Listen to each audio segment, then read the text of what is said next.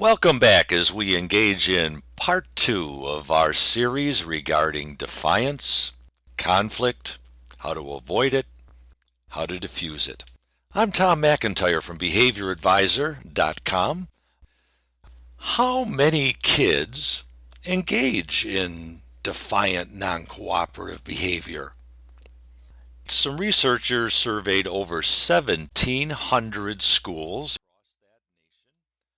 from the young ones up to the kids who are preparing to graduate from the public schools, and they asked, what's the main reason for the youngsters being sent to the disciplinarian in that school? In the primary, the elementary schools, kids who are about 6 years of age up through about 12 years of age, fighting was the main reason that youngsters were sent to the school disciplinarian. Defiance, not far behind, nipping on the heels of pugilism, followed by inappropriate language. As we move into kids in the middle schools, now this could be kids from about 10 years of age up through perhaps 14, here we find that defiance has taken its rightful place and can shout, "We're number one." To what do we attribute the shift? Why has fighting fallen down to the bottom? If we can reduce fighting, why not defiance? Could it be that the youngsters are better able to use their words now that we've talked with them about the inappropriateness of fighting? And disruption somewhere in the middle. As we move into the high schoolers, kids who are perhaps 15 to 18 years of age, we find that the main reason for office referrals is defiance again, and tardiness and truancy, which could be defiance, non-cooperative behavior on an institutional level. I do not want to go to this unwelcoming place. Yes, defiance is still the top dog. Where's fighting and disruption? They were in my classroom. I had 12 kids at a self-contained classroom who were labeled severely emotionally and behaviorally disordered. I believe that they were labeled correctly. I was unable to send my kids to the office, seeing that my agency rented space in the school building, but the principal wanted nothing to do with my kids. Have teacher concerns regarding behavior changed at all since late last century? Look at this. 90% of teachers rated non-compliance as being the most unacceptable classroom behavior. Seems like the obvious answer to me. I hear teachers saying we could do our jobs if the kids would just do what we tell them to do. How about if we go back to the middle of the previous century, where in 1952 they surveyed teachers, and what are your main concerns regarding behavioral actions in the classroom?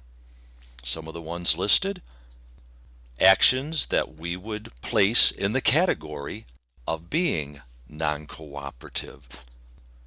Let's discuss now what exactly we're talking about when we use those terms: defiant, stubborn, insubordinate, non-cooperative. Let's go to the thesaurus, personally my favorite dinosaur. Although, given the passive nature of looking at a thesaurus, I always thought of it as more of a herbivore, not a raptor as depicted here.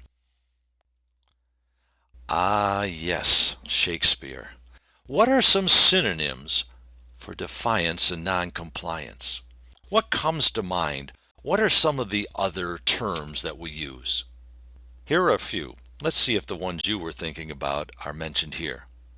Limit testing, being contrarian, argumentative and combative, passive aggressive, somebody engaging in a behavior that makes the authority figure's life miserable, while that behavior is not really something that's easy to identify and address. We'll see that demonstrated a little bit later. Whether it's indifference, inward behavior, or whether it's an outward display of behavior, they're just flip sides of the same pancake. Later in this series of podcasts, we are going to get into positive, productive, effective, and easily implemented strategies for addressing both the outward pattern of defiance and the inward one. How do we address and reduce both of them? We now have procedures with dual-pronged effectiveness, procedures that promote cooperation and compliance.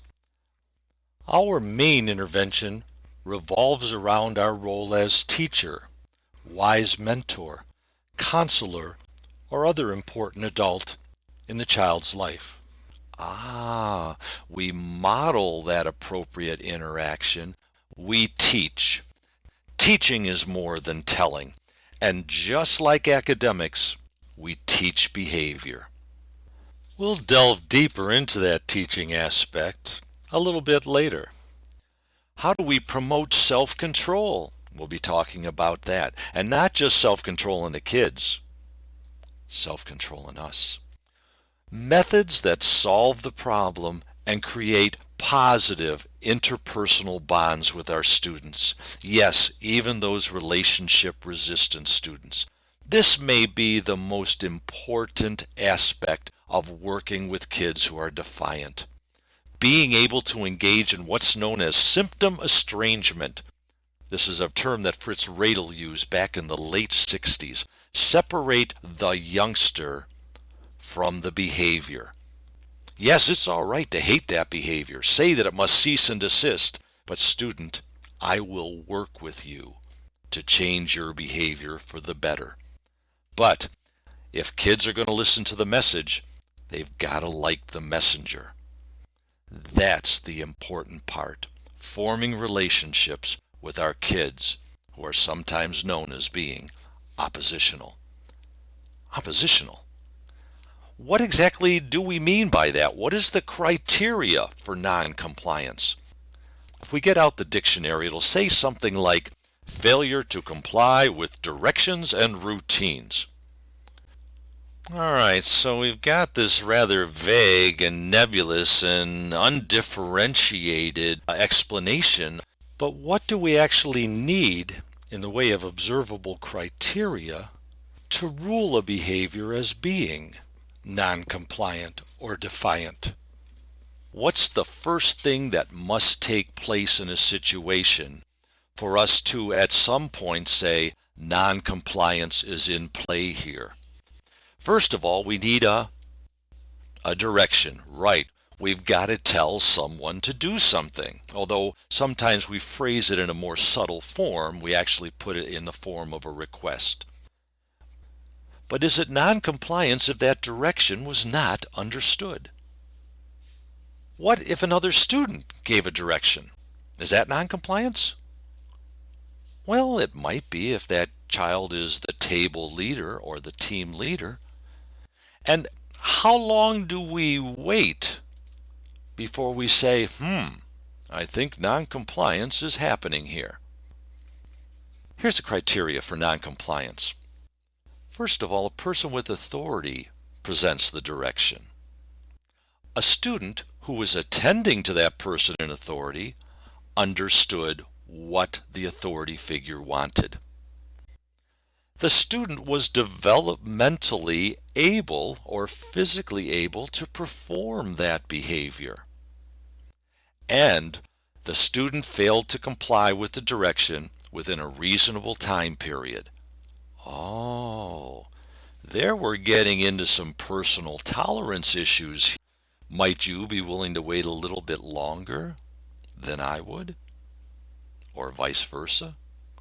And that behavior has to be accomplished to a reasonable standard. And there again, we come into personal tolerance issues. For example, what is okay behavior when we're talking about being in one's seat?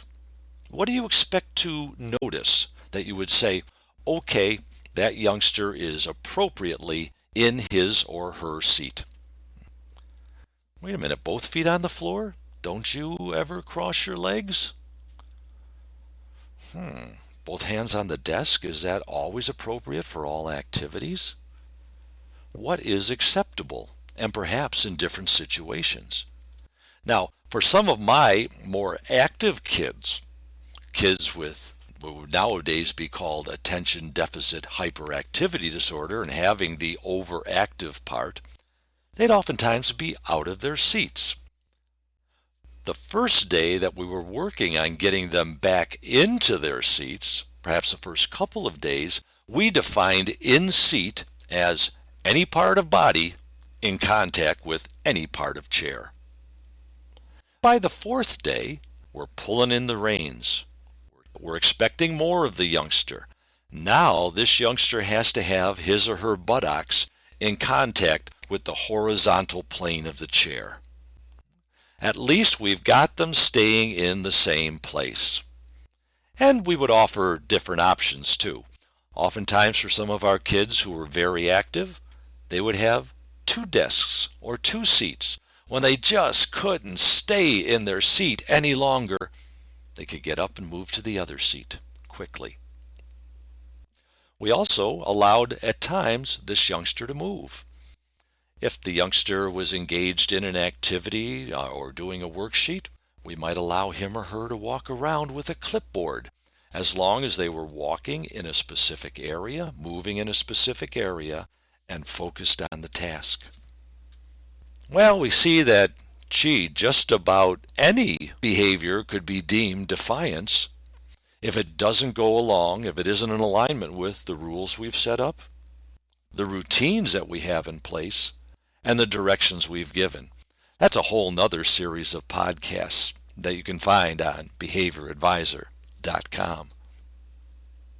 So let's assume you go to that other series of podcasts and you learn how to give effective directions that are more likely to result in student cooperation, that you become highly skilled in implementing routines that structure recurring situations. But even then, we're likely to run across kids who at that moment don't think it's in their best interest to comply. There are a number of choices that humans have available to them when they don't want to follow a directive. They can withhold their feelings and comply. They can make their views known in a respectful manner. I'm okay with those first 2. It's the other ones on the list that concern me. Do any of your students show these type of reactions? How so? Do some of them show those reactions to an extreme degree?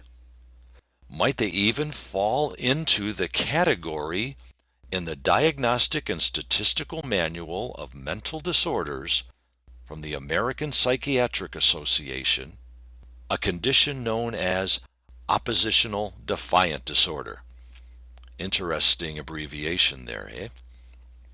Yes, these kids seem to have it as their mission in life to disobey authority, to reject directions and requests.